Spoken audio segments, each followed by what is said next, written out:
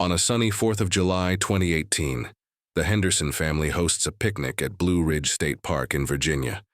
During the celebration, 8-year-old Tommy mysteriously disappears while playing with Max, the family's golden retriever. Despite an extensive police search and community outreach, the boy is never found. 5 years later, Sarah Henderson is struggling to keep her family together. Her father, David, has thrown himself into work to cope with his grief, while Emily, now 20, has dropped out of college to help her mother. Max, their loyal dog, has never gotten over the loss of his best friend and spends his days digging holes in the backyard. One morning in October 2023, Max begins frantically digging in a specific corner of the yard. When Sarah tries to stop him, she realizes that he has found something buried: Tommy's backpack. Inside, they discover a secret diary the boy kept, revealing that he had discovered something disturbing about a neighbor and planned to tell his parents on the day of the picnic. The discovery sends the family on a harrowing journey of their own investigation, confronting buried truths about their seemingly peaceful community and discovering that Tommy had tried to protect other children from a predator no one suspected. Blue Ridge State Park was bustling with families celebrating the 4th of July in 2018. The bright Virginia sun shone down on the picnic tables scattered across the grassy area, while the aroma of barbecues mingled with the sound of children's laughter. It was one of those perfect summer days that families save for photo albums, never realizing that some memories can be too painful to revisit. Sarah Henderson struggled with a red and white checkered tablecloth that kept blowing up in the wind. Her brown hair was pulled back into a practical ponytail, and small beads of sweat formed on her forehead as she adjusted the picnic table for the 3rd time. The determination on her face showed a woman who wanted everything to be perfect for her family. "Mom, you've fixed this like 10 times already," Emily said without looking up from her phone. At 15, she clearly preferred to be anywhere but at a family picnic. Her white headphones created a barrier between her and the world around her. "I want it to be perfect," Sarah replied, straightening the corners of the towel. "We don't do this every day. It's important to make memories as a family." David Henderson, a broad-shouldered, easygoing man of 42, was struggling with the portable grill. "Honey, have you seen the lighter?" he asked, rummaging through a red plastic box filled with barbecue tools. "It's in the pocket of your shorts," Sarah replied automatically, without even looking. Years of marriage had bred this almost telepathic ability. David felt in his right pocket and, with a distinctly embarrassed expression, pulled out the lighter exactly where Sarah had told him. He mumbled a thank you, turning his attention back to the grill with a small smile on his lips. 8-year-old Tommy was running across the lawn with Max, the family's 3-year-old golden retriever. The boy was throwing a blue frisbee, and the dog was leaping to catch it, his paws leaving little marks in the grass damp with morning dew. The boy's energy seemed inexhaustible, his blonde hair shining in the sun as he laughed at the dog's acrobatics. "Don't go too far, honey," Sarah called out, watching her son gradually walk away towards the line of trees that marked the park's boundary. "Okay, Mom. Max is with me," Tommy replied, waving without looking back. His voice carried the carefree confidence of children who have never known true danger. The afternoon passed with the normality typical of a family holiday. Sarah meticulously arranged the food on the table: potato salad, sandwiches, fruit cut into fun shapes to please Tommy.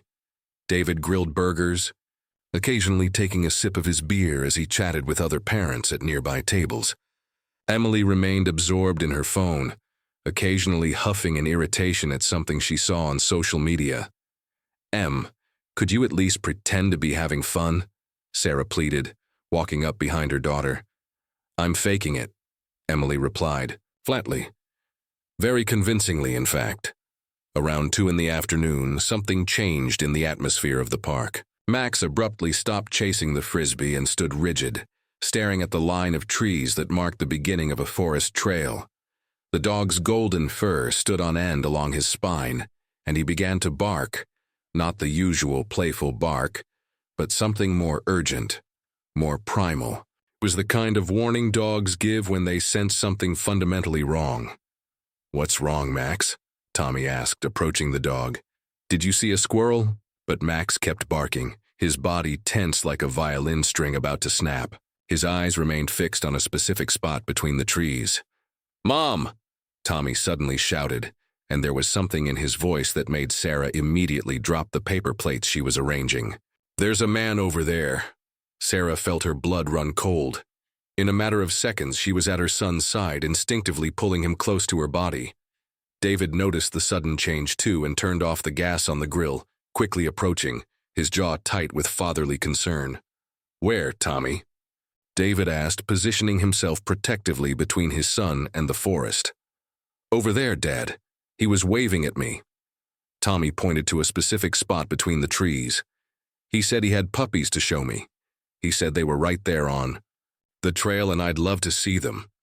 Sarah and David exchanged a meaningful look. When they looked where Tommy was pointing, there was no one there. Just trees swaying gently in the breeze and shadows dancing between the trunks. But something about Max's reaction, he was still growling softly, said the boy wasn't imagining things. "What was he like, honey?" Sarah asked, trying to keep her voice calm as she stroked her son's hair. "I don't know. Normal, I guess. He was kind of in the shade, but he smiled at me and said the puppies were so cute." David crouched down to his son's level. "Tommy, you were right not to go. Remember what we always said about strangers?" Tommy nodded solemnly. "Never go with people you don't know, even if they seem nice." "Exactly," Sarah confirmed, hugging her son tighter. "Let's stay close to the table now, okay? The burgers are almost ready anyway." The rest of the picnic passed under a cloud of palpable tension. Sarah didn't let Tommy move more than 10 feet from the table. David kept a constant watch, his eyes scanning the tree line like a sentinel. Even Emily had removed her headphones, sensing something was wrong.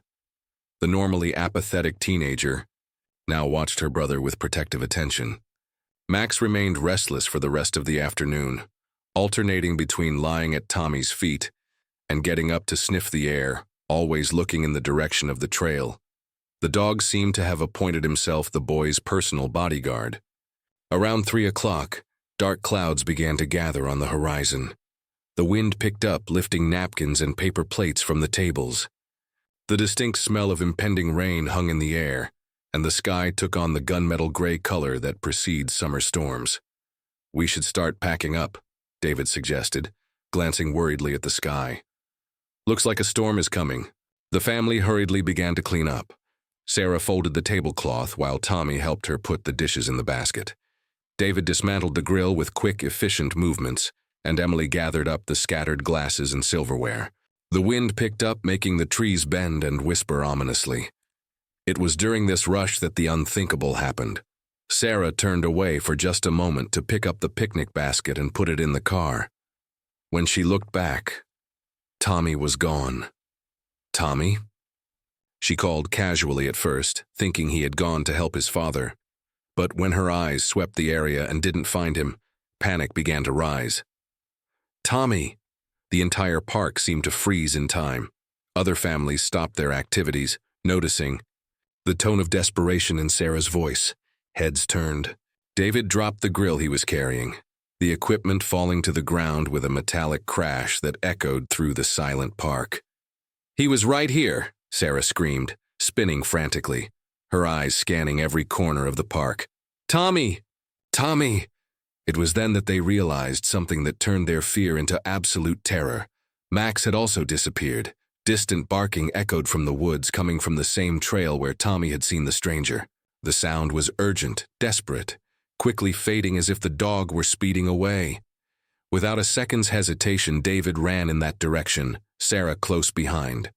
Other parents joined the search, abandoning their own picnics. "Call the police," someone shouted. "Hurry!" Emily stood frozen for a moment, her face pale as paper. Then, as if waking from a trance, she grabbed her cell phone with shaking hands and dialed 911. Several people rushed to help with the search. The trailhead was dark beneath the dense canopy of trees, creating a tunnel of ominous shadows. The branches intertwined overhead, blocking out most of the sunlight already weakened by the storm clouds. "Tommy!" Sarah's screams echoed through the trees, raw and desperate. Max, Tommy, where are you? About 100 yards down the trail, one of the volunteers shouted, "I've found something!" Everyone rushed to the spot. There was Tommy's blue frisbee, tossed in the middle of the path as if it had been dropped in a hurry. A little farther on, footprints in the damp earth, small sneaker marks mixed with dog paws.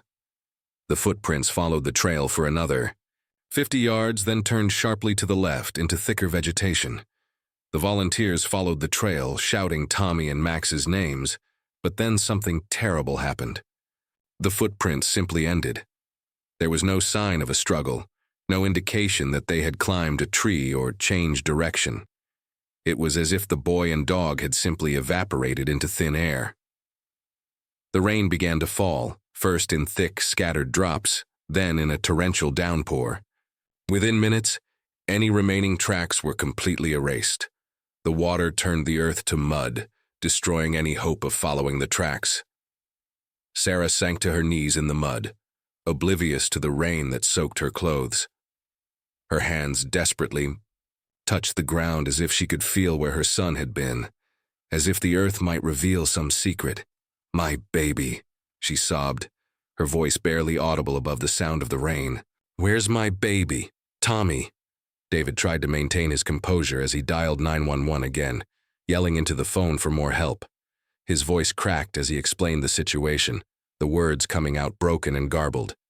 His hands were shaking, so badly he could barely hold the phone. In less than 15 minutes, Blue Ridge State Park was filled with police cruisers. Sirens cut through the air, their high-pitched sounds mixing with the thunder that was beginning to rumble. Sniffer dogs were rushed in, though the torrential rain made their work difficult.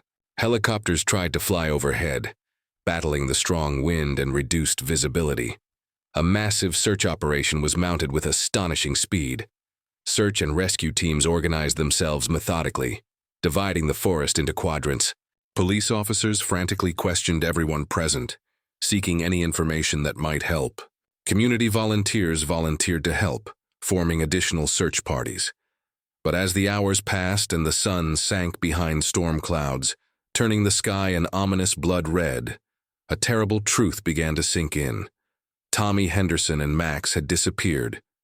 Without a trace, Sarah remained in the park until well after midnight, refusing to go home. She wandered the area, calling for her son until her voice was hoarse. Finally, exhausted and in shock, she collapsed in David's arms. Her anguished cry cut through the night like a blade, a primal sound of maternal pain that echoed across the valley and caused even the most seasoned officers to lower their eyes. The search continued through the night and into the days that followed. The entire community of Blue Ridge mobilized. Posters with Tommy's picture were plastered all over Virginia and neighboring states. The FBI was called in. Child abduction experts were consulted. But Tommy Henderson and his faithful companion, Max, had simply disappeared, leaving only unanswered questions and a family racked with grief. July 4th, 2018, would be remembered in Blue Ridge not as a day of celebration, but as the day innocence died and fear settled permanently in this once peaceful community. The fall of 2023 arrived early in Smithfield, Virginia. The leaves on the oak trees lining Maple Street were already beginning to brown at the edges, and a cool wind swept the sidewalks of the once vibrant suburb. The neighborhood had changed in the past 5 years, not physically, but there was a palpable tension. In the air, a constant vigilance that hadn't existed before Tommy Henderson disappeared. The Hendersons' white colonial with blue shutters remained impeccable in its structure, but something fundamental had changed. The garden that Sarah had tended with such pride showed obvious signs of neglect. Azalea bushes were in desperate need of pruning, weeds were sprouting between the stones in the path, and brown patches marred the lawn where Max used to play. At 7:30 on a gray Tuesday morning, David Henderson walked out the front door. He wore a crisp dark gray suit, a perfectly straight tie, and shoes gleaming with a fresh polish. But the man inside the elegant clothes was a pale shadow of the jovial, easygoing father he'd been 5 years ago. Premature gray hairs lined his temples, deep wrinkles furrowed his forehead, and his shoulders hunched under an invisible weight he carried every day. David stood on the porch, as he did, religiously every morning. His blue eyes, once bright with joy, now dull with sadness, methodically scanned the front yard. It was a painful ritual he couldn't shake. This morning's search for something, anything, that might signal his son's return. The distinctive sound of a screen door slamming brought Sarah onto the porch. She was wearing a faded robe over her pajamas, her tousled brown hair falling over her shoulders. In her shaking hands, she held a cup of coffee that steamed in the cool morning air. "Don't forget the meeting with the Japanese investors at 10, she said, her voice devoid of the warm musicality it used to have. "Henderson and Associates needs this contract." David nodded mechanically without turning around. "I'll try to come home early today. Maybe we can have dinner together." "No need," Sarah replied quickly, a subtle but unmistakable bitterness permeating her tone. "We're fine, we're always fine, aren't we?" The lie hung between them like a toxic fog. No one in this house was fine. Hadn't been for 1,826 days since that fateful 4th of July. But it was easier to pretend than to face the devastating reality of their shared loss. David descended the wooden steps and walked stiffly to his black BMW 7 Series. He'd traded in the practical family minivan 6 months after Tommy's disappearance, when it became clear there would be no more family trips to the park or weekends at the beach. The promotion to senior vice president at the financial advisory firm had come 2 years later, an obsessive dive into work that had become her only escape from the suffocating grief. Sarah stood motionless on the porch as the luxury car disappeared around the bend in the street. At 38, she looked like she'd aged at least a decade. Premature gray streaked his brown hair, deep lines marked the corners of his eyes, and there was a fragility to his posture that suggested someone constantly on the verge of collapse. She was about to head back inside when a familiar sound made her stop. It was a persistent scratching, followed by heavy breathing. Max appeared around the side of the house, his once shiny golden coat now dull and streaked with dirt. The dog had aged visibly, his movement slower and more measured, his muzzle flecked with white but with the same obsessive determination burning in his brown eyes. "Max, no!" Sarah screamed as the dog began to dig frantically near the dead rose beds. "Stop it, please stop!" But Max completely ignored her command, as he did every day. His paws worked with renewed urgency, dirt flying in every direction, turning the already neglected lawn into a war zone of holes and mounds of dirt. Sarah ran down the steps, letting her coffee cup fall and shatter on the porch. Dark coffee splattered across the gray wood like blood, but she didn't even notice. Her slippers slid on the dew-damp grass as she ran toward the dog. "Max, please," she begged, dropping to her knees beside him, trying desperately to pull him away. Every day the same. "He's not there, Max. Tommy's not buried in the backyard." The tears she had fought to hold back every morning finally spilled over, streaming down her face as she watched the dog dig with a determination that broke her heart. Max had developed this obsession a few days after Tommy had gone missing. At first, they thought it was just separation anxiety. The vet had prescribed tranquilizers, suggested behavioral therapy, but nothing had worked. Every single day, sometimes, multiple times a day, Max would dig in the same corner of the yard. It was always the same spot, a patch of dirt near the side fence under the shade of an old oak tree.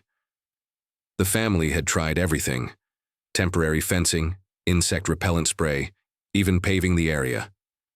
But Max always found a way back in, his paws bleeding from the effort, his nose dirty with dirt. "What are you looking for, boy?" Sarah whispered, stroking the dog's matted fur. "What do you know that we don't?" The sound of a door slamming made her look up. Emily appeared at the back door, already dressed in the black uniform of Café Aroma, the local coffee shop where she worked as a barista. At 20, she had dropped out of the University of Richmond in her sophomore year to be closer to home. The rebellious, feisty teenager had prematurely transformed into a young woman, with tired eyes and a maturity forced by circumstances. "Mom, are you okay?" Emily asked, hurrying down the steps at the sight of the familiar scene that repeated itself almost daily. Sarah stood stiffly, wiping her tears with the back of her dirt-stained hand. "I'm fine, honey. Max is just being Max. You know how he is." Emily approached, her green eyes, the same as her father's, filled with concern. "Let me take care of him. You have therapy with Dr. Martinez today, right? At 9. Sarah looked confused for a moment, as if she had completely forgotten. "Oh God, it's today. Tuesday, what time is it?" "Almost 8. You have plenty of time," Emily assured him, already holding Max by the collar and gently trying to pull him away from the hole. "Go shower and get ready. I'll feed Max and clean up this mess." As Sarah slowly climbed the steps back to the house, Emily watched Max resist her efforts. As soon as she loosened her grip on the leash the slightest bit, the dog immediately returned to the same corner, resuming his digging with renewed vigor. "Why do you do this, boy?" she murmured, kneeling beside him. 5 years, Max. 5 years. Of digging in the same place. What are you looking for?" The question went unanswered, like so many others that haunted this house. Emily glanced at her watch and sighed. She would have to leave Max to his obsession for now. She couldn't be late for work again. Her boss had already given her 2 warnings about punctuality. Later that morning, around 11, Sarah returned from her therapy session. Dr. Martinez had suggested again, with that infuriatingly professional patience, that perhaps it was time to consider significant changes.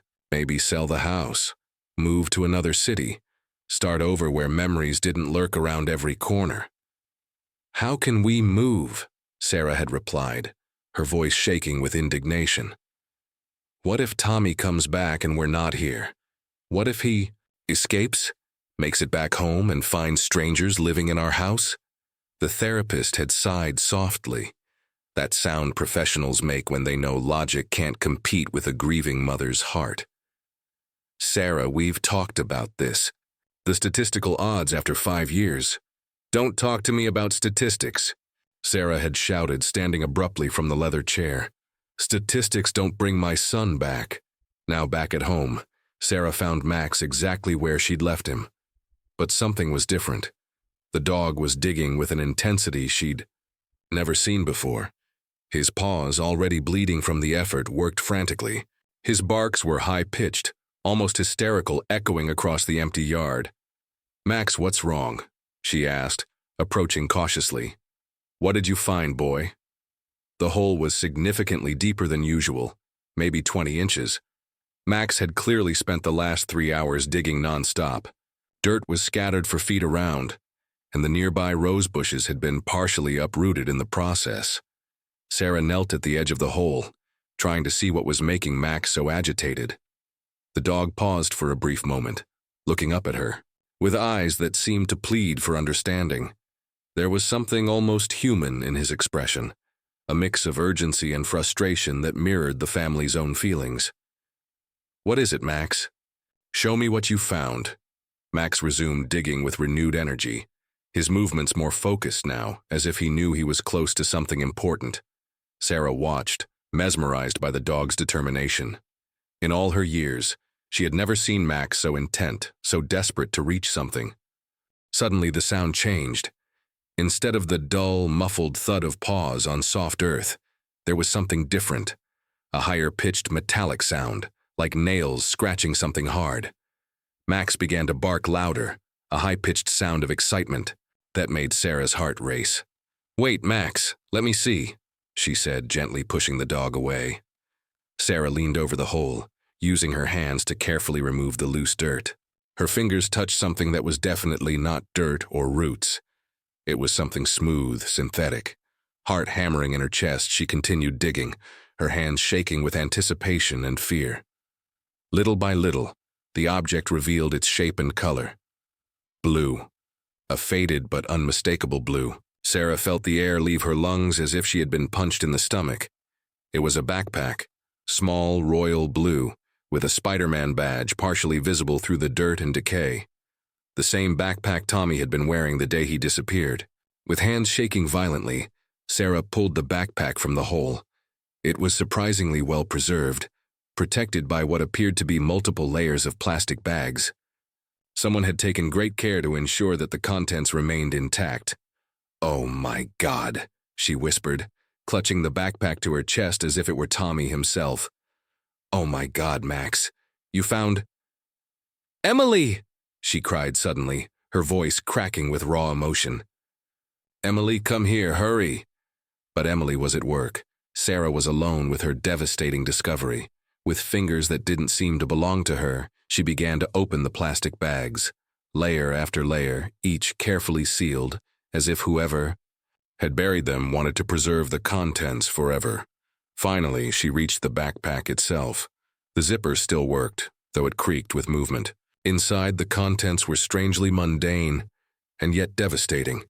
A package of chocolate chip cookies now molded into an unrecognizable mass, 2 Hot Wheels cars that Tommy had loved, an Iron Man action figure with peeling paint, and— Sarah stopped, breathing.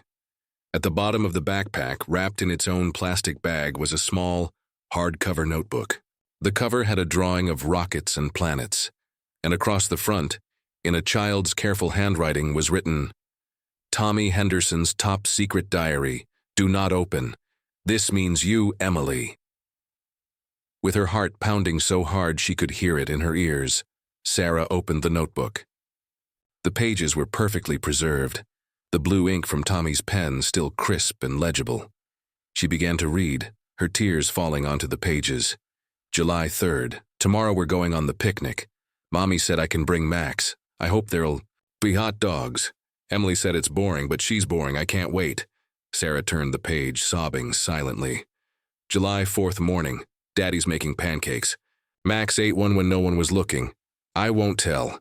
We're best friends and best friends keep secrets. I'm taking my journal to the picnic to write about everything." The next entry made Sarah's blood run cold. July 4th. At the park. A strange man keeps staring at our family. He hides in the trees, but I've seen him. Max doesn't like him. Max growls every time he looks in that direction. The man has a scar on his face. I think he's mean. I'll tell Mommy and Daddy when— The sentence ended abruptly. The rest of the page was blank. Sarah frantically turned the next pages, but there was nothing left. The last incomplete entry was all. With her hands shaking so badly she could barely hold the phone, Sarah dialed. "Human emergency, how can I help?" "My son," Sarah managed between sobs. "Tommy Henderson. He's been missing for 5 years. We found his backpack, buried in the backyard, with a journal. Please, you need to come. Open the case. There's new information, please." The operator remained professionally calm. "Ma'am, I understand your distress. I'll send a patrol car immediately. What's the address?"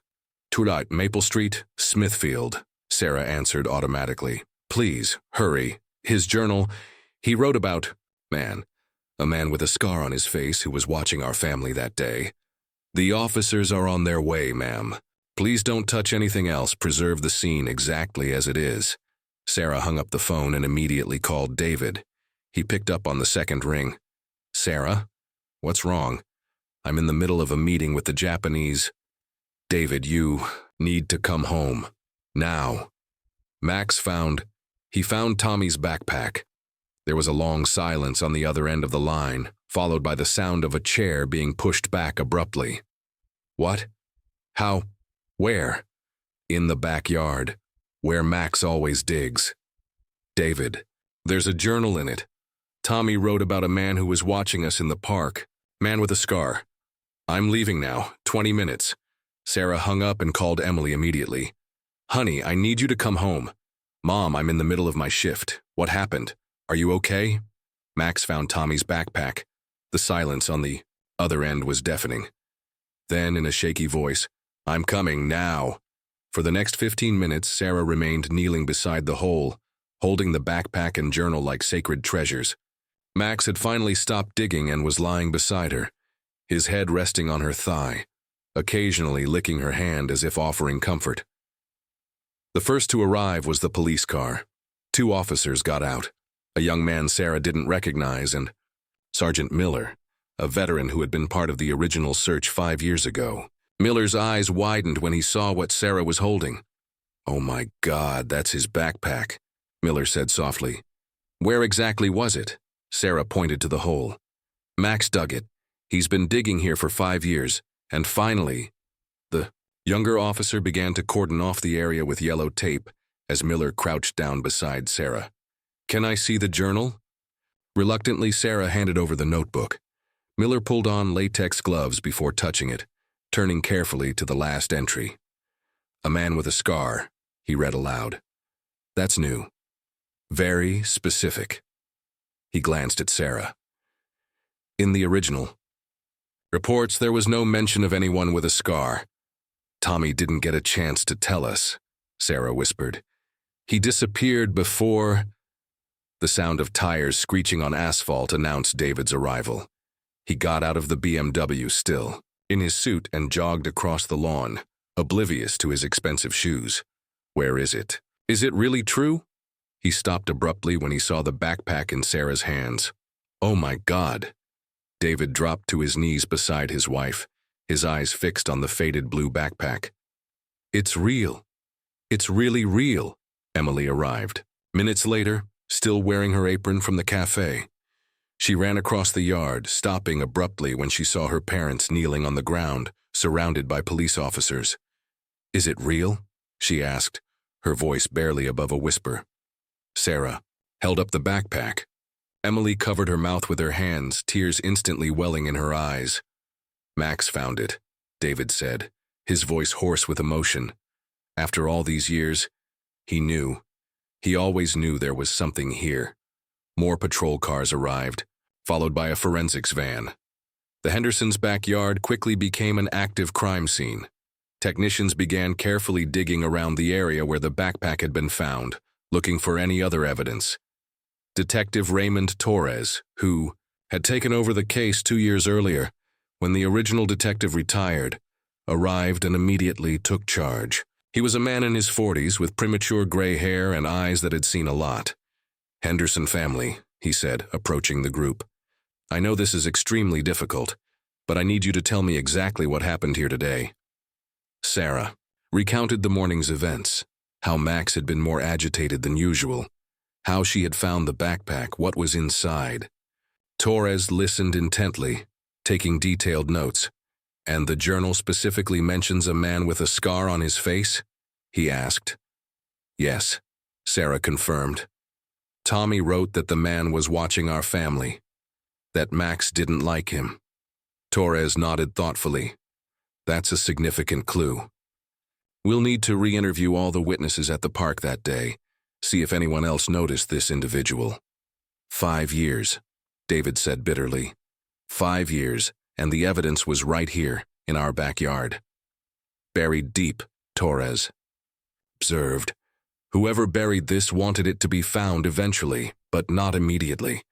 The question is, why?" One of the forensic technicians called out to Torres, "Detective, we found something else." Everyone turned to see the technician carefully holding a small plastic bag. Inside was what looked like a folded piece of paper. Torres pulled on gloves and carefully opened the paper.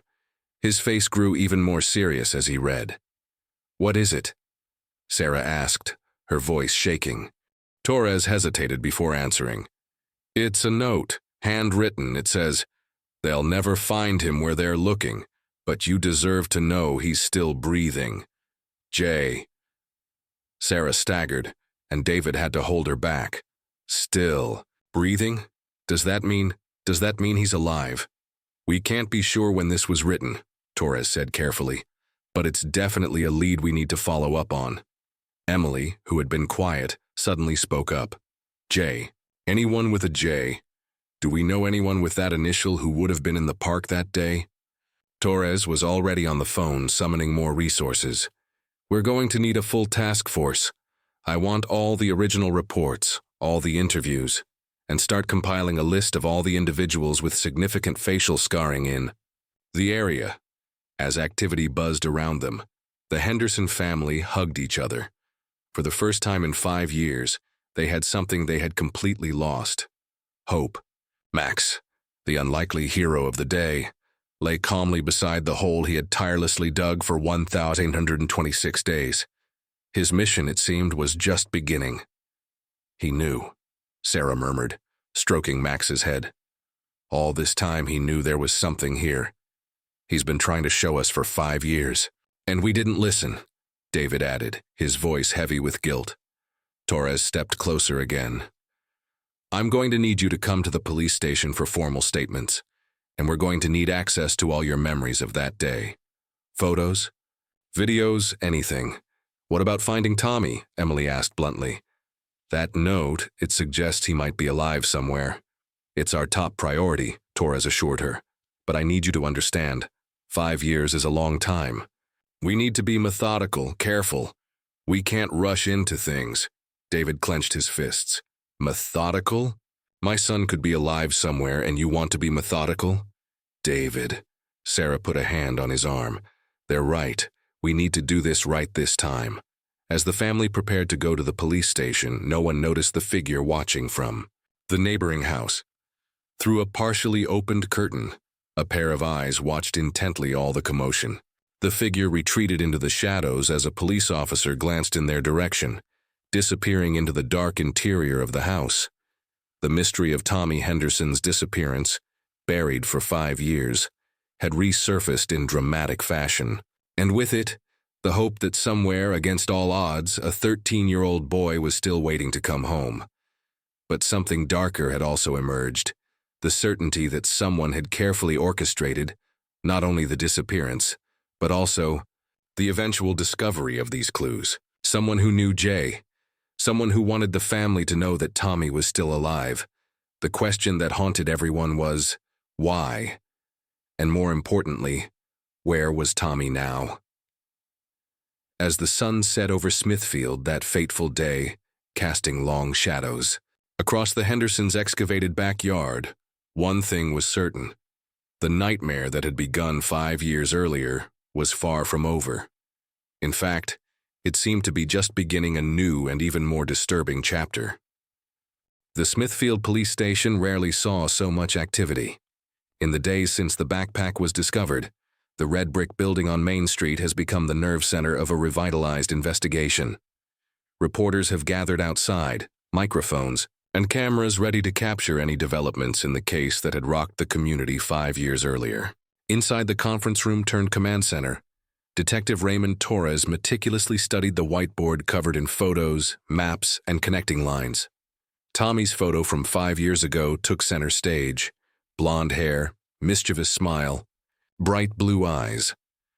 Beside it, a digital projection showed what he might look like now, at 13. Sarah and David Henderson sat at a long table, surrounded by boxes of files from the past 5 years.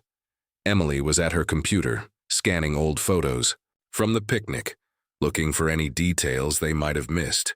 I found another one, Emily announced, turning her laptop around to show the others. It was a photo taken minutes before the disappearance, showing Tommy playing with Max in the background. Look at the top right corner. Torres leaned forward to examine the image. Partially obscured by the trees was a figure. Even with the grainy quality of the enlargement, someone could be seen watching. Can you make it any better?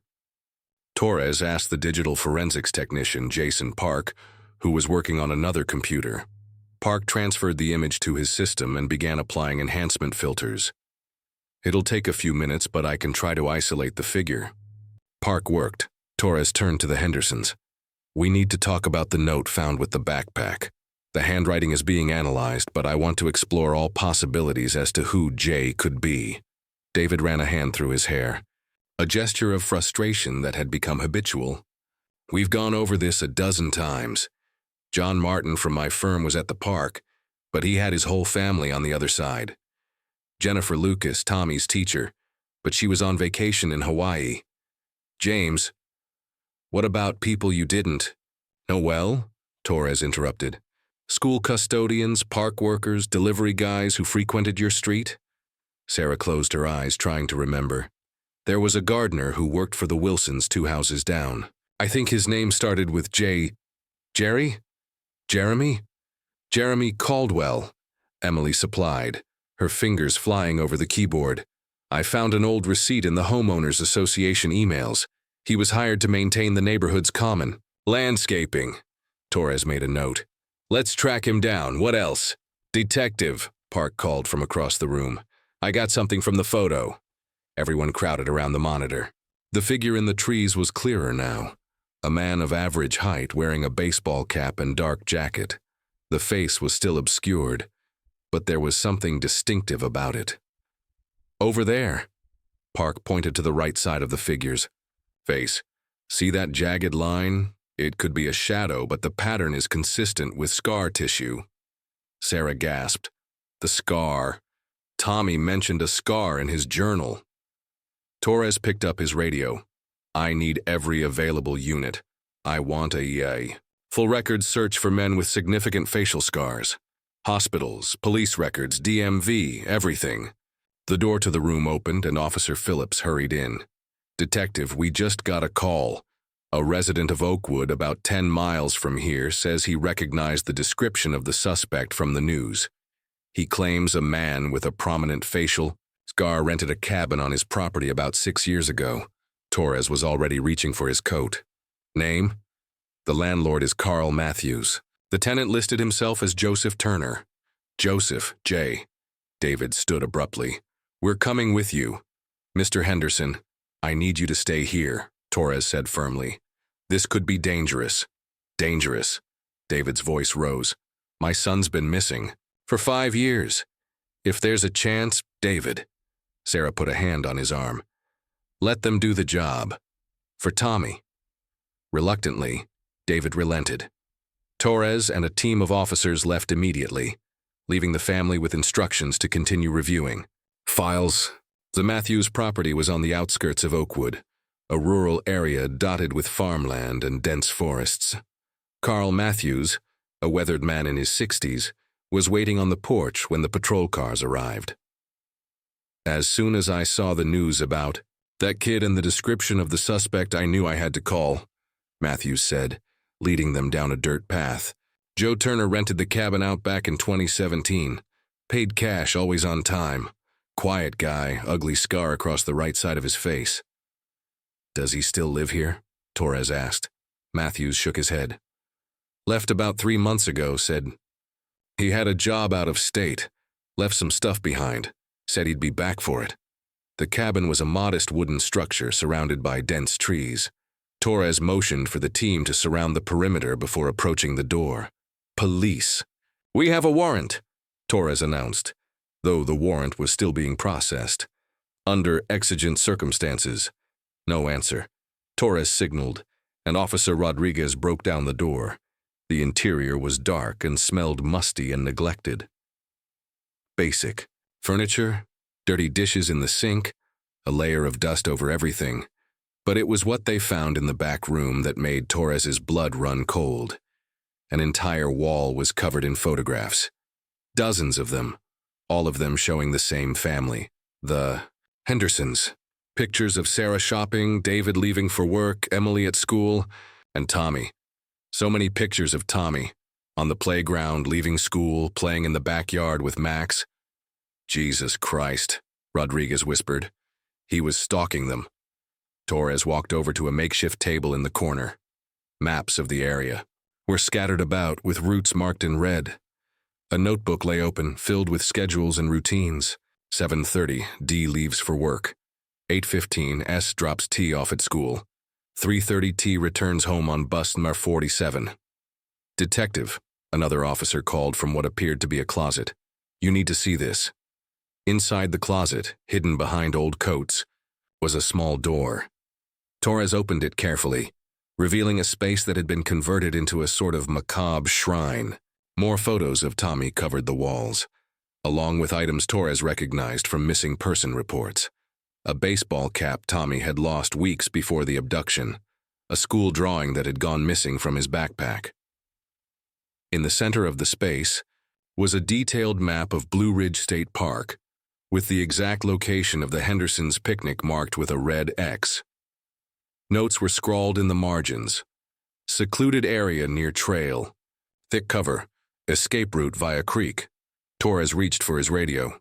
I need a full forensics team here, and get the dogs. I want every inch of this property searched. While the team worked, Torres called the police station.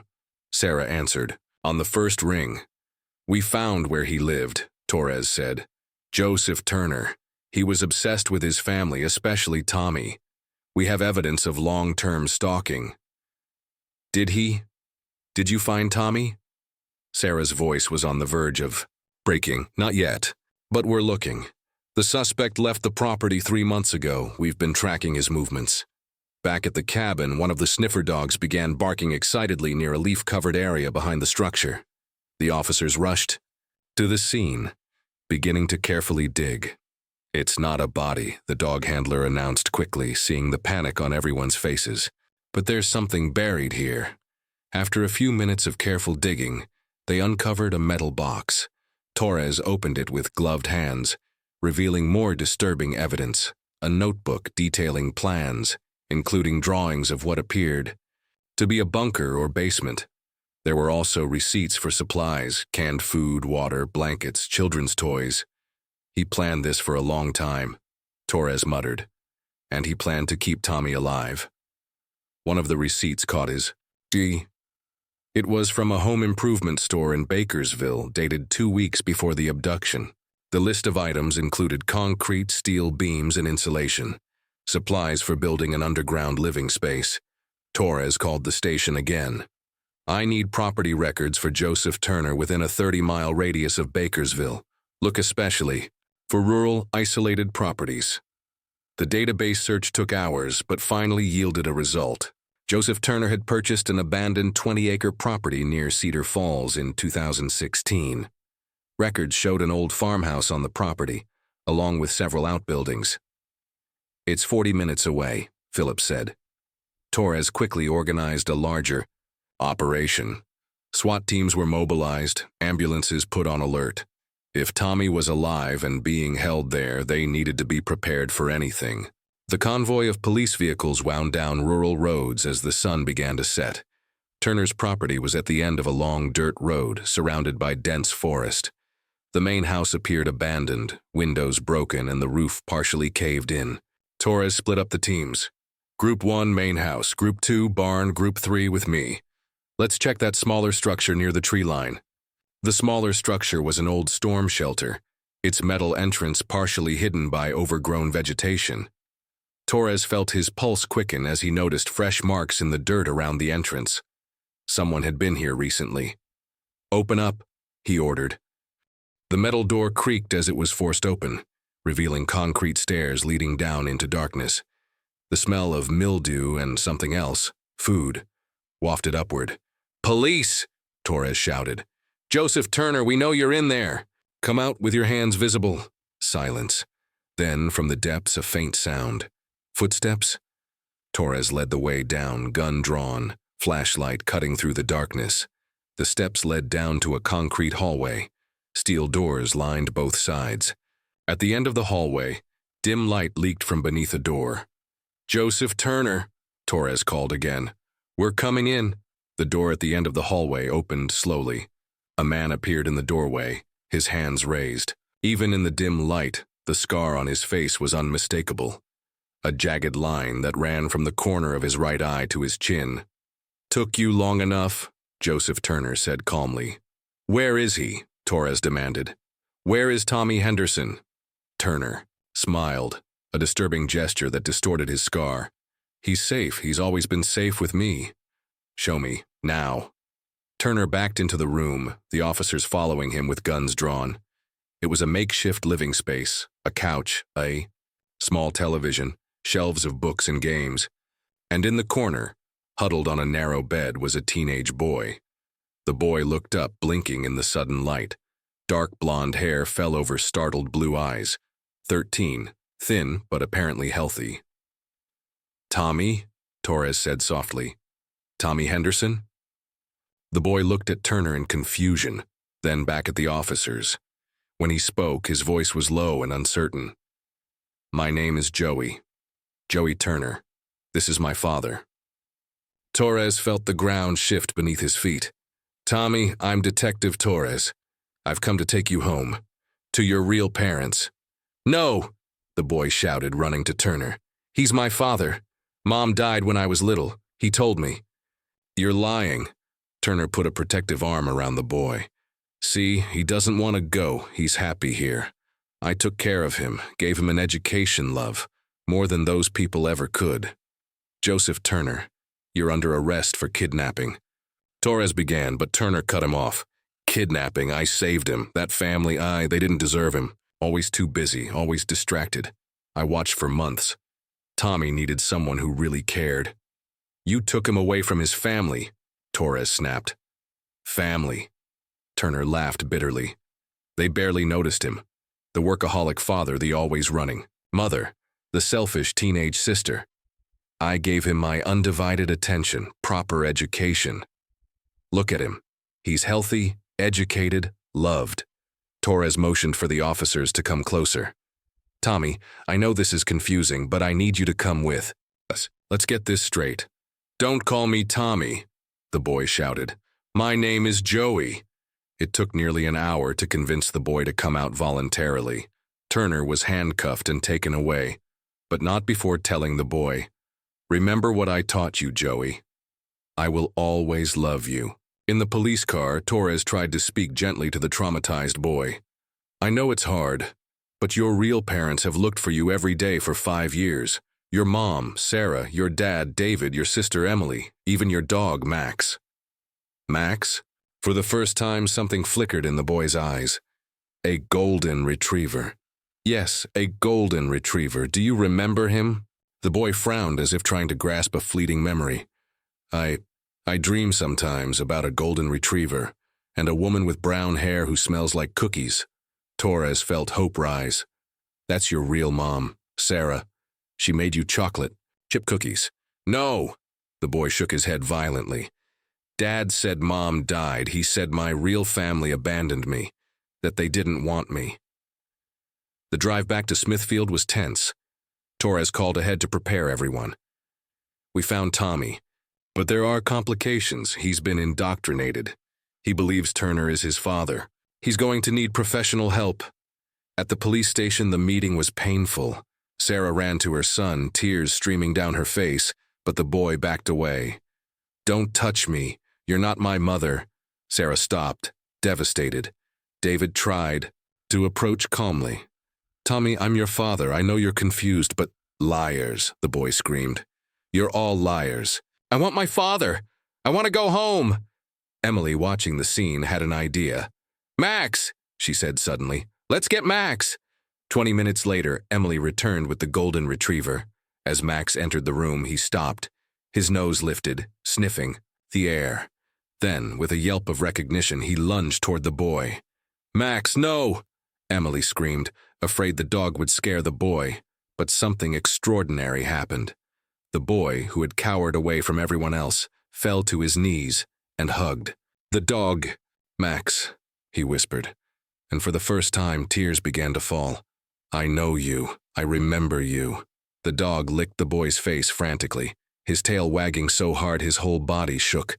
It was as if 5 years hadn't passed. You played frisbee, the boy said softly. At the park, I was little. Sarah approached cautiously. Yes, honey. You were best friends. Max looked for you every day. He never gave up. The boy looked at her, confusion and fear fighting in his eyes. But Daddy said, Joseph Turner lied to you, Torres said gently. He took you away from your real family, but they never stopped looking, never stopped loving you. The walls Turner had built in the boy's mind began to crack. Long-buried memories struggled to surface. The smell of cookies, a voice singing lullabies. A strong man lifting him onto his shoulders. I don't know what's real, the boy sobbed, clinging to Max like an anchor. It's going to take time, child psychologist Dr. Amanda Chen later told the family. 5 years of indoctrination doesn't just disappear overnight. But the fact that he remembers Max is encouraging. We need to be patient. Let him rediscover you at his own pace. That night, as Tommy, he still insisted on being called Joey, slept in a hospital room under observation. The Henderson family gathered to process the day's events. He's alive, Sarah repeated, like a mantra. Our boy is alive. But he doesn't know us, David said bitterly. That monster stole 5 years, stole his memories from us. Not all of them, Emily pointed out. He remembered Max. It's a start. Outside the room, Max kept vigil, refusing to come out. The dog who had dug tirelessly for 5 years had finally found what he was looking for. Joseph Turner, in his cell, smiled calmly when informed of the charges against him. You don't understand, he told his lawyer. I gave that boy something his family never could. Complete devotion. They'll see. He'll want to come back to me. But as the night wore on and Tommy slept with his hand reaching through the bed rail to touch Max, small fragments of memory began to reassemble. Themselves, the sound of his mother's laughter, the smell of his father's aftershave, Emily's voice teasing him tenderly. The road to recovery would be long and difficult, but for the first time in 5 years, genuine hope loomed over the Henderson family. Their boy was home, broken and confused, but home. And with time, patience, and love, perhaps Joseph Turner's lies could be undone. Outside, the first snows of winter were beginning to fall over Smithfield, covering the scars of the past with a clean white blanket. It was a new beginning, though no one knew exactly what the future would hold.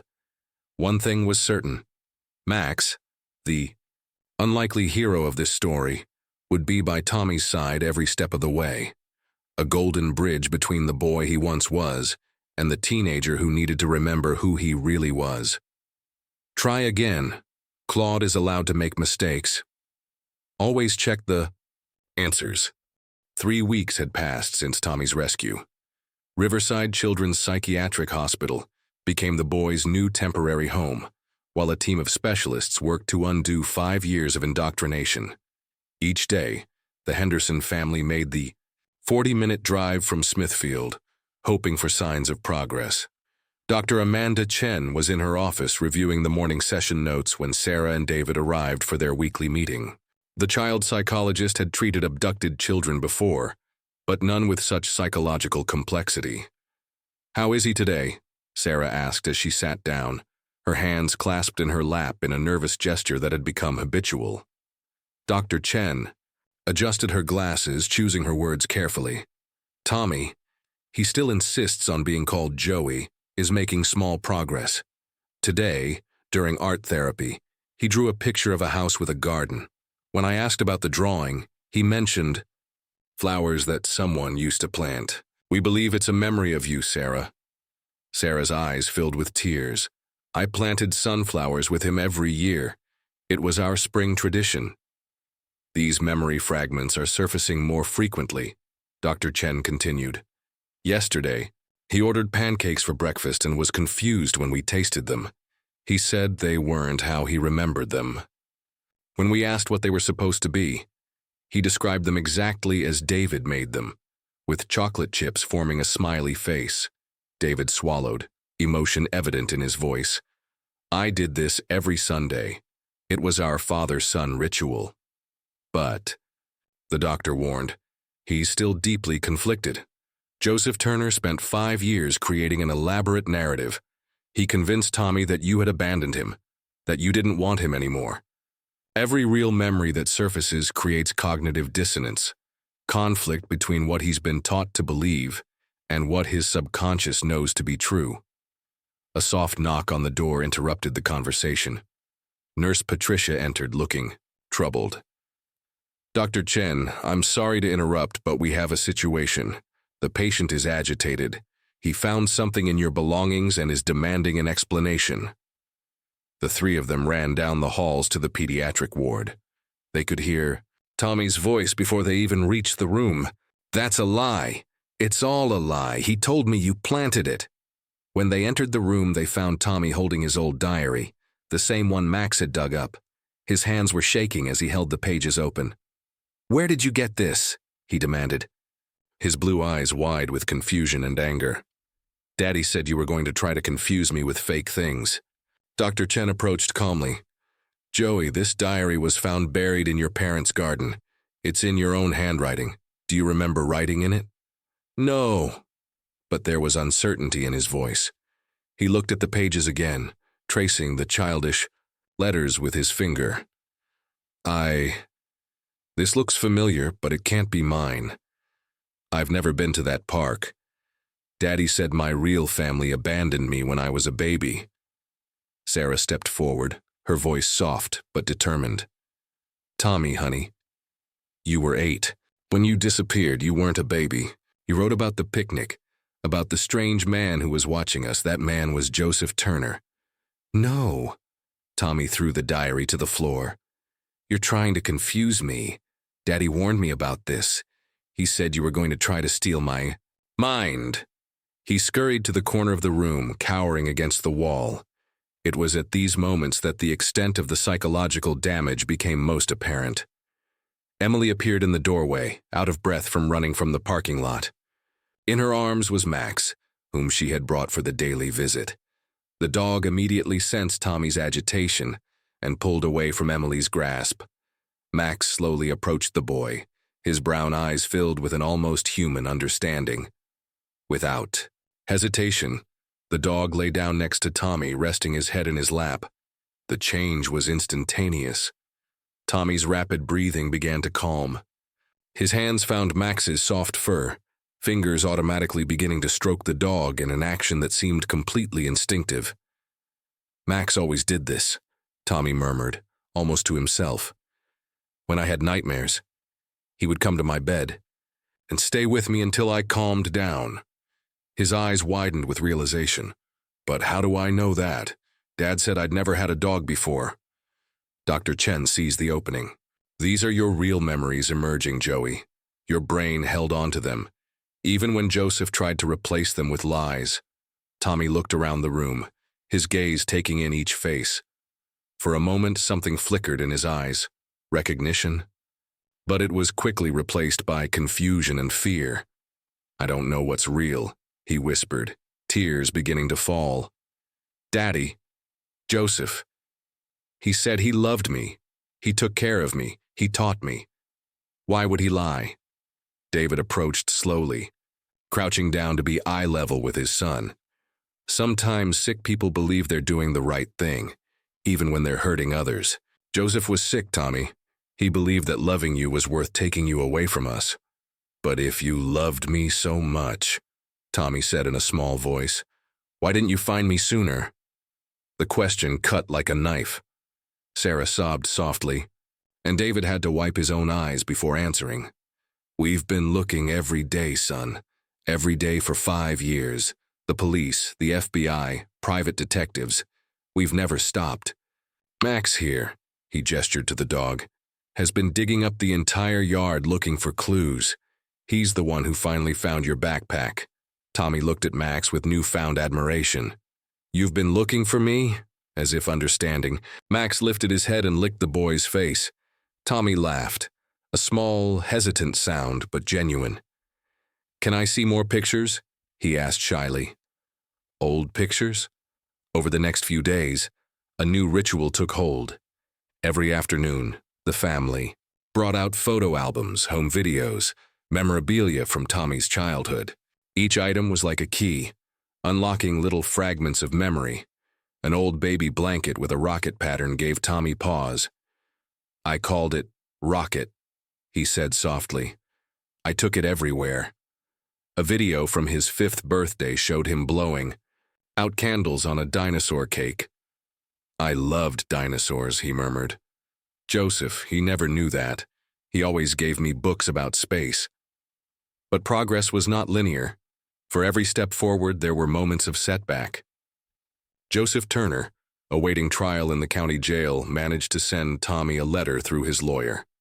My dear Joey, the letter began, I know they're trying to confuse you, to make you doubt our love. But remember everything we've built together.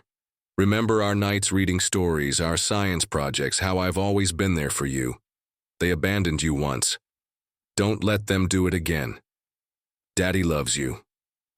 Tommy was inconsolable after reading the letter. He locked himself in the bathroom, refusing to come out for hours. When he finally emerged, his eyes were red and swollen. He says he loves me, Tommy told Dr. Chen. What if he's right? What if my real family doesn't want me after they find out who I've become? Who have you become? Dr. Chen asked gently. Someone different. Joseph taught me different things. I have different ideas. What if they don't like Joey? What if they just want Tommy back, but that Tommy doesn't exist anymore? It was a profound question for a 13-year-old boy, revealing the complexity of the trauma he had experienced. Dr. Chen brought the concern to the Hendersons. "He's right in a sense," she explained. "The 8-year-old Tommy you lost doesn't exist anymore. 5 years have passed. He's grown, changed, been shaped by his experiences. You need to be prepared to accept and love the teenager he is now, not just mourn the child you lost." It was a painful moment of revelation for Sarah and David. They had spent 5 years frozen in time, preserving Tommy's room exactly as it was, keeping the image of the 8-year-old alive. Now they needed to meet the teenager he had become. "What does he like now?" Sarah asked Emily after a particularly difficult visit. "What music does he listen to? What books does he read? I don't know anything about my own son." Emily, who had spent more time observing Tommy without the burden of parental expectations, had noticed things. "He likes complex puzzles. I've seen him solve a Rubik's Cube in minutes. He draws a lot, especially landscapes, and he loves astronomy." Joseph may have been wrong about dinosaurs, but he was right about his interest in space. Armed with this new understanding, the Hendersons began to approach recovery differently. Instead of trying to remind Tommy of who he was, they began to figure out who he had become. David brought a telescope to the hospital. One clear night, he got special permission to take Tommy up onto the roof to gaze at the stars.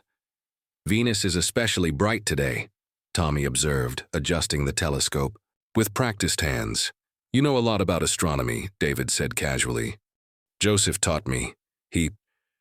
Tommy paused, conflict evident on his face. "He wasn't mean all the time. He taught me a lot of things. It's confusing to hate someone who was also good to you." "You don't have to hate him," David said carefully. "We can acknowledge that he cared for you in some ways, even though he knew what he did was wrong." It was a breakthrough moment. For the first time, Tommy seemed to relax in his father's presence. They spent 2 hours stargazing, David, learning about constellations he hadn't heard of, Tommy shyly sharing his knowledge. Sarah had her own breakthrough when she brought ingredients to bake cookies in the hospital's small kitchenette.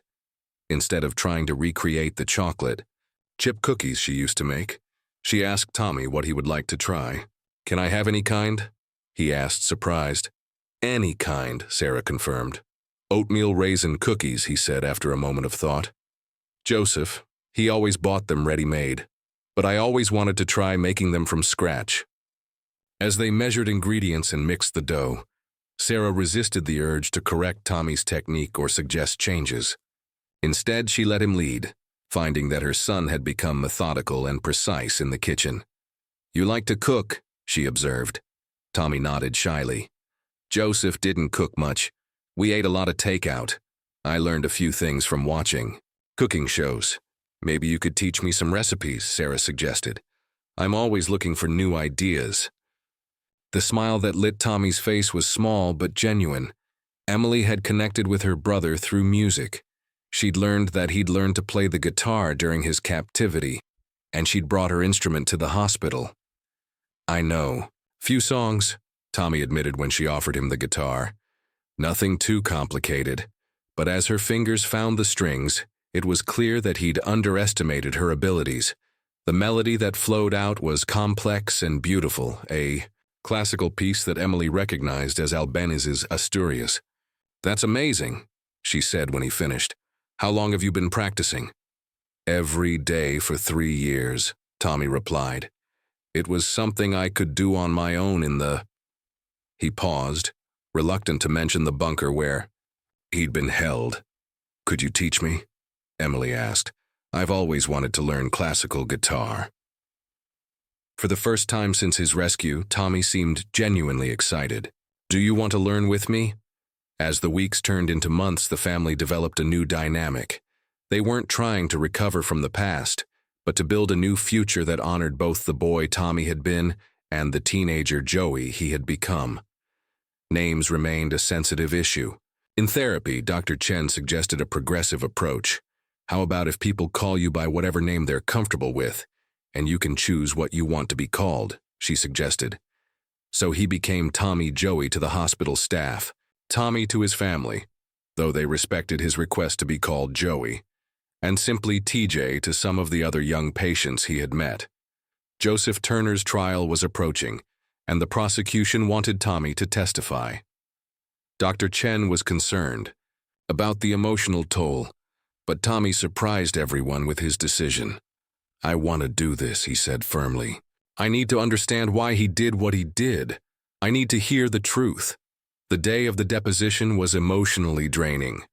Joseph Turner, dressed in a suit and with the scar still prominent on his face, smiled warmly as Tommy entered the courtroom. "Hi, Joey," he said softly. "Are you okay?" Tommy froze for a moment, then straightened his shoulders. "My name is Thomas James Henderson," he said clearly, "and you're not my father." Turner's smile faltered. For the next 3 hours, Tommy answered questions about his life in the bunker. He was honest about the care he had received, the education, the moments of apparent normalcy, but he also spoke about the isolation, the lies, the constant manipulation. "He told me my real family was dead," Tommy testified, "that no one would look for me. He showed me fake news reports he had created. He made me believe the outside world was dangerous, that only he loved me." When the defense attorney tried to suggest that Turner had been a better father than the Hendersons, Tommy cut him off. "A real father doesn't steal a child. A real father doesn't lie about who you are. He may have taken care of me, but he also stole my identity, my family, my life. That's not love, that's possession." The words coming from a 13-year-old boy echoed through the courtroom. Joseph Turner was found guilty on all charges and sentenced to 25 years in prison. After the trial, as the family filed out of the courtroom, Tommy stopped dead in his tracks. "I want to go home," he said. "A real home, not the hospital." Dr. Chen had prepared the Hendersons for this moment. The transition would need to be careful, with ongoing therapy and support systems, but she agreed that Tommy was ready. "Your room," Sarah began hesitantly, "is still as you left it. We can change it. Decorate it however you want now." Tommy thought for a moment. "Can we keep some of the old stuff and add some new stuff? I don't want to erase who I was, but I also need space for who I am now." It was a perfect metaphor for his healing journey. That night, Tommy slept in his own bed for the first time in 5 years, with Max curled faithfully beside him. The walls still had dinosaur posters, but now there was also a star map and a shelf for the guitar Emily had given him. Recovery would not be easy. There were still nightmares, moments of confusion, days when Joseph's lies seemed more real than the truth. But there were also moments of joy, laughing with Emily, cooking with Sarah, stargazing with David, playing with Max in the backyard where his journey back had begun. A year later, on the 6th anniversary of his disappearance, the family held a small ceremony at Blue Ridge State Park, not at the site of the traumatic picnic, but in a peaceful clearing overlooking the lake.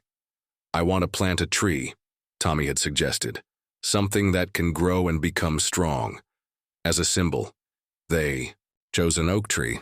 As the family took turns shoveling dirt over the roots, Tommy said, "This tree is for the Tommy I was and the Joey I became, for the family that never gave up and for the future we're building together.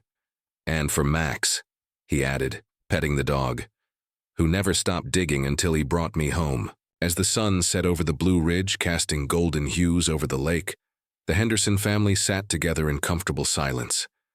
They were no longer the same people they had been 6 years ago. They had been broken and put back together, transformed by loss and recovery. But they were a family, imperfect, still healing, but whole again. And sometimes at the end of a long journey through darkness, that is enough. The spring of 2025 brought significant changes to Smithfield. 2 years had passed since Tommy's return, and the town had gradually regained its sense of normalcy. People no longer whispered when the Hendersons passed, and the media had finally turned their attention to other stories. In the Henderson household, Sunday breakfast had become sacred. It was the one time of the week when everyone was guaranteed to be present. No work, school, or commitments to interfere. "Pass the syrup, please," Tommy said, extending his hand to David. At 15 now, he had grown significantly, nearly reaching his father's height. His blonde hair had darkened to a golden brown, but his blue eyes remained as bright as ever. Sarah watched the scene with quiet satisfaction. These mundane moments, passing condiments, discussing plans for the day, laughing at an inside joke, were treasures she no longer took for granted. "So," Emily began, pouring herself more coffee, "the science fair is next week. Nervous?" Tommy shrugged, a typical teenage gesture. "A little. Mr. Martinez thinks my project has a chance of making it to state." "What's the project again?" David asked, genuinely interested. "Psychological effects of isolation on cognitive development," Tommy replied, his voice too casual. The table fell silent for a moment. Sarah was the first to speak. "Tommy, are you sure you want to talk about this?"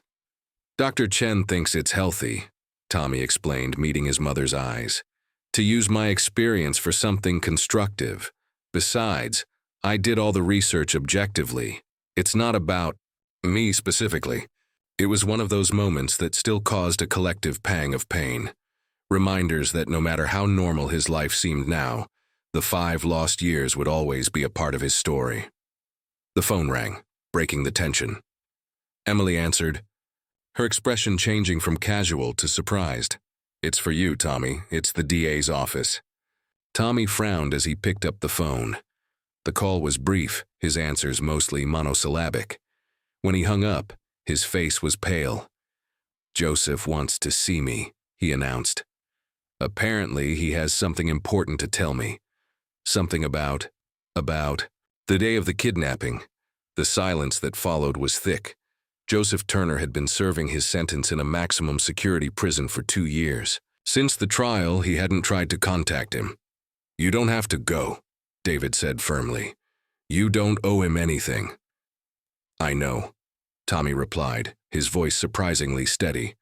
"But part of me wants to understand.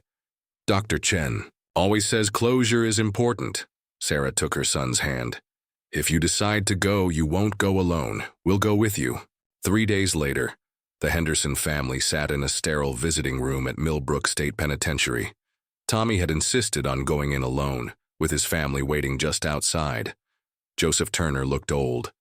2 years of incarceration had added lines to his face, and his hair was graying. The scar on his cheek seemed more pronounced under the harsh fluorescent lights. "Joey," he began, but Tommy cut him off. "It's Tommy, or Thomas, never Joey again." Joseph nodded slowly. "Tommy, then. You've grown up." 2 inches since we last saw each other," Tommy said dryly. "Why did you call me here?" Joseph leaned forward, his cuffed hands resting on the metal table. "There's something you need to know about why I chose you. You said it at the trial. You thought my family didn't pay enough attention to me." "No," Joseph shook his head. "That was an oversimplification. The truth is more complicated." He paused, seeming to gather his courage. "You had a brother." Tommy blinked, confused. "What?" "No, I was an only child until—" "Wait, you mean Emily?" "No, a twin, who died at birth." Tommy's world seemed to tilt. "That doesn't make sense. My parents would have told me." "They don't know," Joseph said softly. "Let me explain. 20 years ago, I was a nurse in the maternity ward at Richmond Memorial Hospital. Your mother gave birth to twins, you and your brother Ryan." Tommy felt his hands begin to shake. "Go on." "Ryan was born with a serious heart condition. The doctors said he wouldn't survive more than a few hours. Your mother was sedated due to complications from the birth.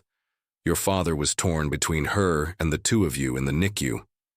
Joseph paused. "My wife, Maria, was a nurse at the same hospital. She had just had a miscarriage, our 3rd. The doctor said she would never be able to have children."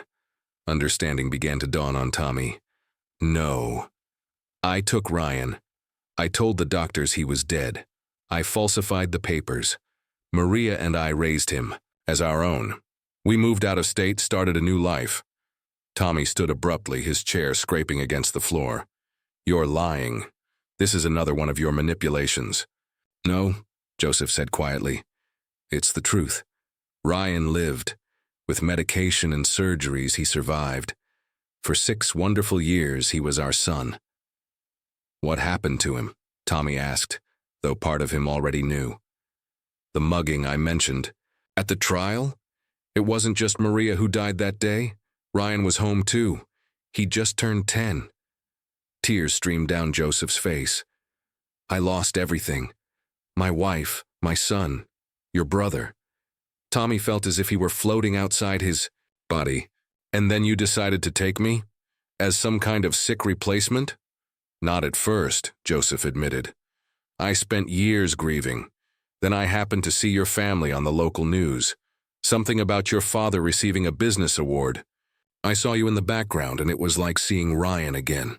I started watching, telling myself I just wanted to make sure you were okay. But then you decided to kidnap me. I convinced myself it was fate, that it was the universe's way of giving me back what I had lost. I know it was wrong. I know I had caused immeasurable pain. But in my grief-sick mind, it made sense." Tommy sat back down, his mind spinning. "Why are you telling me this now?"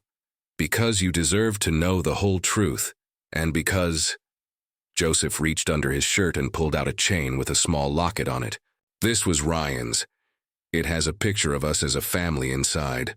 I want you to have it." "I don't want anything of yours," Tommy said automatically.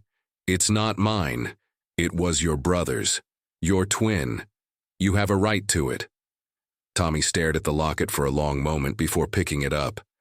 Inside was a small photo, a younger Joseph, a smiling woman who must have been Maria, and a boy who was the exact image of Tommy at 6. "My God," Tommy whispered. We really were identical." "You were," Joseph confirmed. "And now you know the whole truth. I'm not asking for forgiveness. I know I don't deserve it. But I thought you should know about Ryan." Tommy put the locket away, his mind still processing. "My parents, do they really not know?" "They were told Ryan died minutes after birth. They were so overwhelmed with grief and their own survival that they never questioned it. Hospitals weren't this strict about documentation 20 years ago." "I have to go," Tommy said abruptly, standing up. "Tommy," Joseph called as he turned to leave. "I'm sorry for everything. You deserve to grow up with your real family. And Ryan deserved to grow up."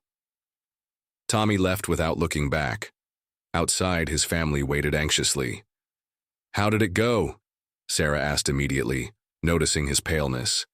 We need to talk. At home."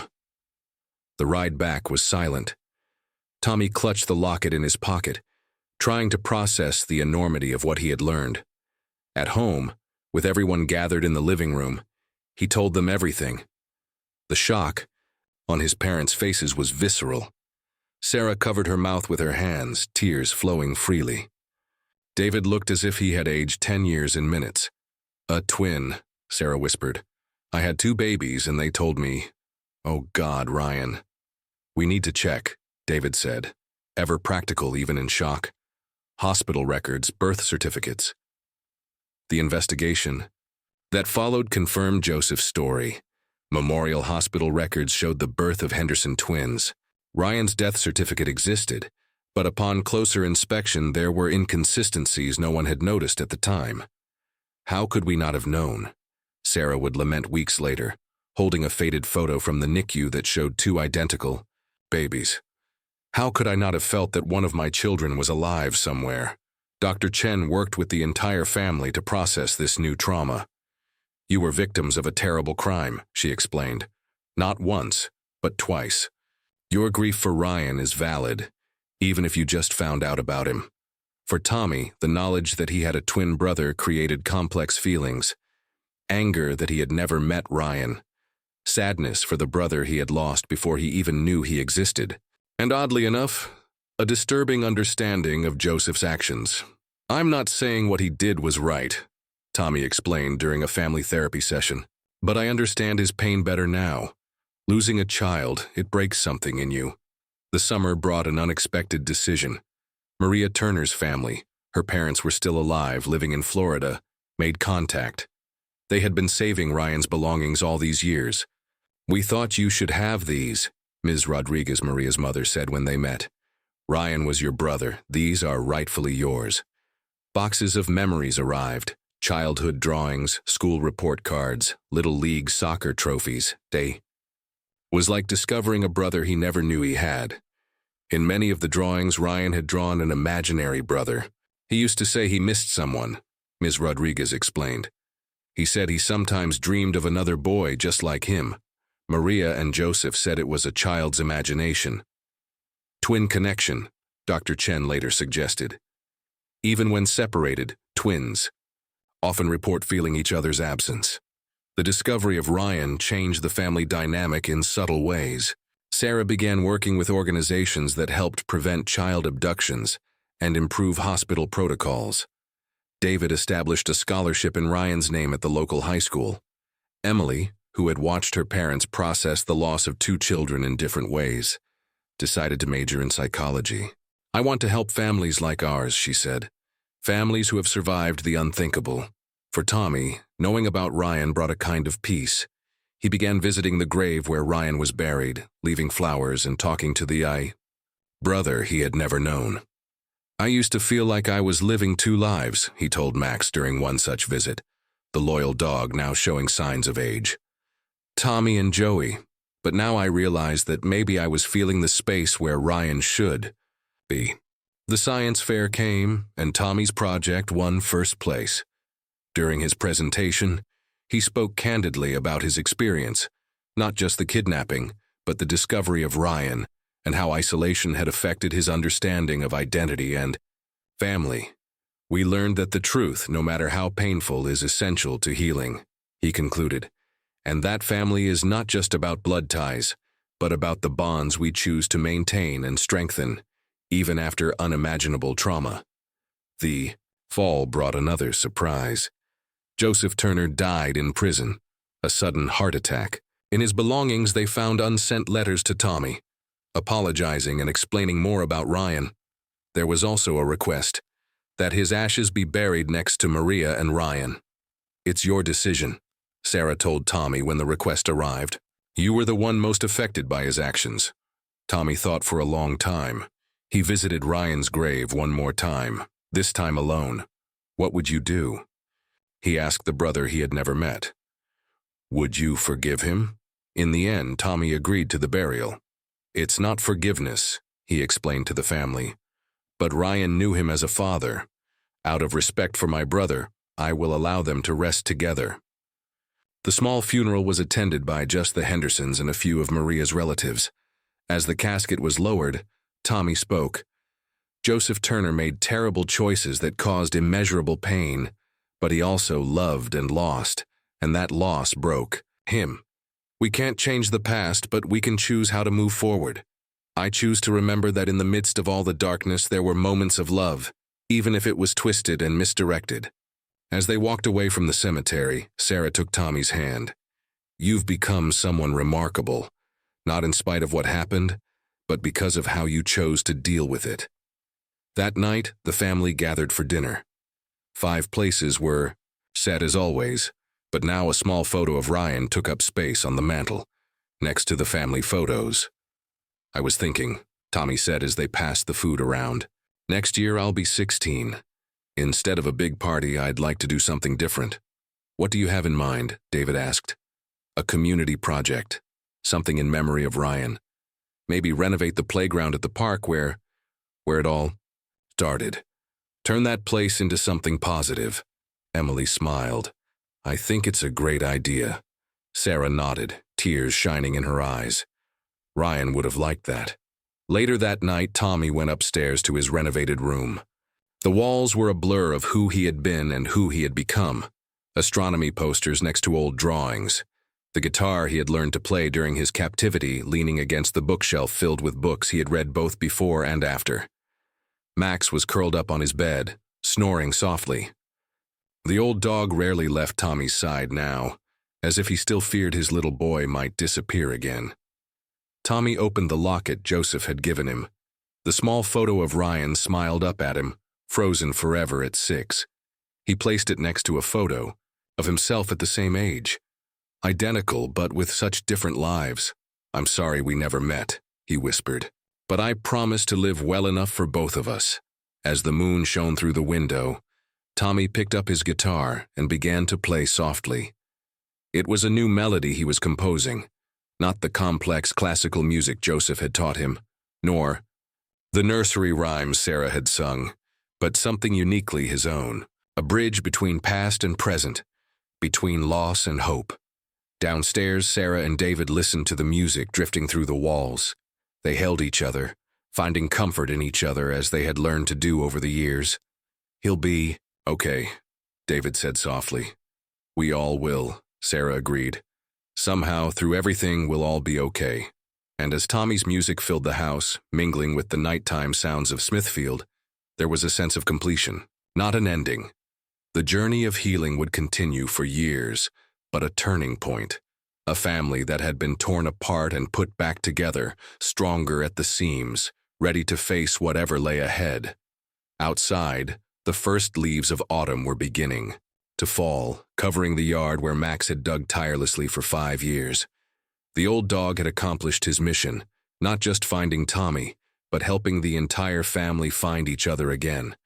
And somewhere, perhaps, 2 twin brothers were finally reunited in some cosmic way, their souls reconnected after a lifetime of separation. It was a comforting thought, one that Tommy would carry with him as he continued to write the next chapters of his extraordinary life. The Hendersons' story was not one of neat endings or tidy resolutions. It was about resilience, about choosing love over bitterness, about building something beautiful from the shards of the unimaginable. It was, in the end, about the path home, no matter how long, winding, or painful that path might be.